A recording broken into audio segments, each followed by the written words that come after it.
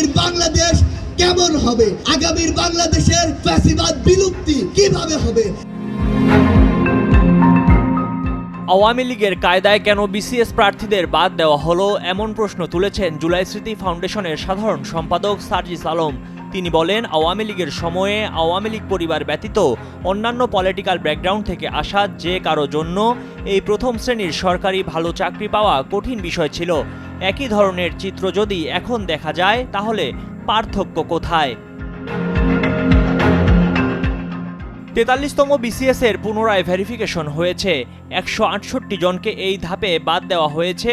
প্রথম ও দ্বিতীয় ভেরিফিকেশন মিলে মোট বাদ পড়েছে 267 জন। বেশিরভাগ ক্ষেত্রে দেখানো হয়েছে গোয়েন্দা সংস্থার নেগেটিভ রিপোর্ট, অর্থাৎ পলিটিক্যাল ব্যাকগ্রাউন্ড।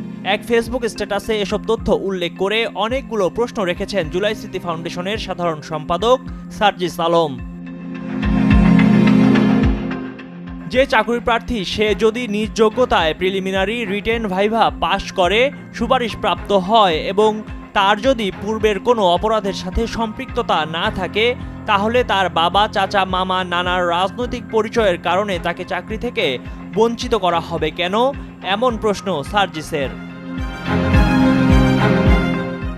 সার্জিস আলম আরও প্রশ্ন রাখেন, পরিবারের কোনো একজন সদস্যের রাজনৈতিক ব্যাকগ্রাউন্ডের কারণে অন্য একজন সদস্যকে বঞ্চিত করার অধিকার রাষ্ট্র পায় কিনা।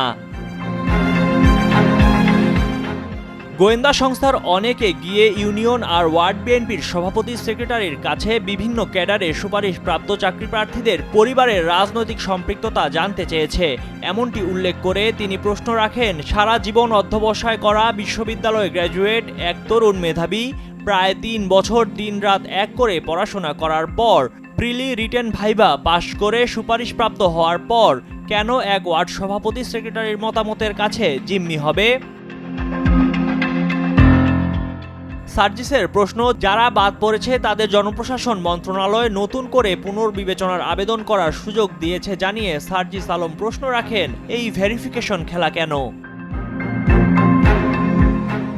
তিনি বলেন, এখানে অনেকেই আছে যারা পূর্বের চাকরি ছেড়ে এসেছে, অনেকের ছিল জীবনের শেষ চাকরির পরীক্ষা, অনেকের সামনের জীবন নির্ভর করছে এই চাকরির ওপর। সেখানে যদি এমন রিয়েলিটি সেট করা হয়, তবে যে প্রজন্ম আগামীর চাকরি প্রার্থী তারা আপনাদের ওপর আস্থা রাখতে পারবে না, দুদুল্যমান অবস্থায় না থেকে দেশ ছেড়ে চলে যাবে। সার্জিস বলেন, চাকরি হবে মেধার ভিত্তিতে, যে মতাদর্শেরই হোক না কেন, যদি পূর্বে ক্ষমতার অপব্যবহার, অন্যায়, অপরাধের সাথে সম্পৃক্ততা না থাকে, তাহলে নাগরিক হিসেবে সরকারি চাকরি পাওয়া তার সাংবিধানিক অধিকার। ময়ূক ইসলাম, কালের কণ্ঠ।